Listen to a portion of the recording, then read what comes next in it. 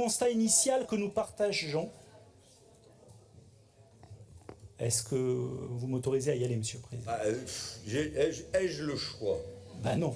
Est-ce que vous allez me demander une suspension de séance, Pas du tout, mais vous allez voir, c'est intéressant parce que sur le constat initial, il est lucide et nous le partageons avec votre exécutive.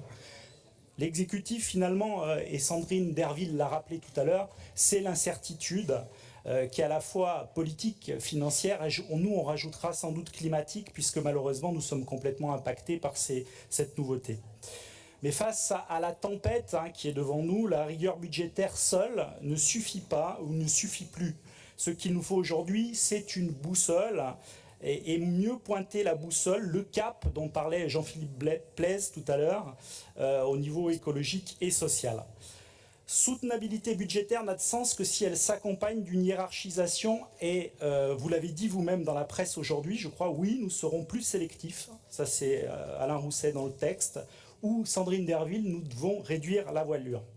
Nous pourrions vraiment vous épauler, cher Président, via notamment de nouveaux indicateurs sur ces orientations budgétaires qui visent notamment à mieux prendre en compte l'empreinte écologique. Mais allons plus loin, interrogeons les effets délétères de l'effet rebond, puisque dans nos politiques, l'effet rebond, eh bien, il nous permettrait, si nous le prenions en compte, de mieux hiérarchiser l'accompagnement, notamment vers les structures dont les entreprises. Intégrer l'idée du coût écologique réel de chaque euro dépensé est une nécessité absolue, qui est d'ailleurs soulignée par le Conseil économique et social, qui dit que nos indicateurs ne permettent pas un suivi réel des politiques régionales. C'est ce que nous disons depuis pas mal de temps, sans indicateurs solides, sans comptabilité carbone-ressources, notamment, nous finançons en fait le plus souvent dans le brouillard. Et parce qu'à force de financer l'innovation sans sobriété globale et prise en compte de l'effet rebond, justement, on fabrique parfois des monstres écologiques. Alors, sur l'agriculture, le constat est tout aussi préoccupant. Nous disions tout à l'heure que les ventes de pesticides CMR, cancérigènes, mutagènes et reprotoxiques, ont augmenté. Je vous rappelle les tonnages, on est passé de 5312 tonnes en 2022 à 5770 tonnes en 2024. C'est un échec flagrant d'abord de la politique européenne et de l'État.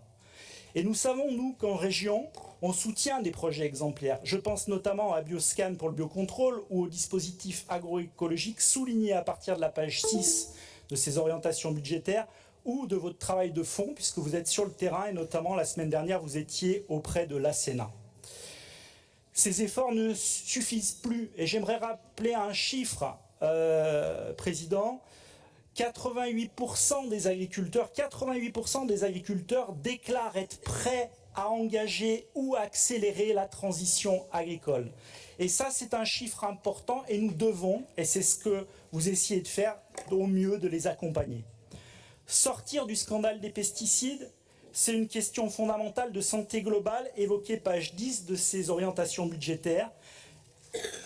Effectivement, nous devons prendre collectivement nos responsabilités et je le dis malheureusement et je lui redirai de visu à Gilles Boeuf et à tous les collègues finalement qui connaissent ces sujets. L'explosion des CMR, c'est une attaque mortelle contre une seule santé, mortelle. Et c'est pour ça que nous vous accompagnerons notamment sur ce sujet-là. Nous défendrons aussi pendant cette plénière une motion, je reviendrai pas, ou on reviendra demain sur cette motion, mais quelques mots pour finir autour de l'innovation, la recherche et la réindustrialisation qui sont évoquées pages 7 et 8 de ces orientations budgétaires. Nous disons oui à la souveraineté, à la relocalisation, oui à la science, mais attention à la fuite en avant, notamment seulement technique. Et nous vous proposons enfin pour finir, eh bien, une comptabilité carbone, et c'est ça qui nous manque véritablement, et ressources intégrées à chaque politique, une trajectoire planifiée de sortie des pesticides, et vous semblez évidemment être en phase avec nous et nous vous remercions. La restauration du vivant comme priorité absolue, pas seulement, je ferai une petite remarque à Madame la Vice-Présidente, pas seulement un accompagnement, mais véritablement une restauration du vivant. Alors oui, le job légal, pour finir, est fait dans ces orientations budgétaires, mais le job légal n'est plus à la hauteur de l'histoire. La sobriété ciblée, ce n'est pas un repli, c'est une puissance d'avenir. Et c'est en fait, si on réfléchit 2 minutes, la seule trajectoire crédible face aux temps et défis présents. Je vous remercie.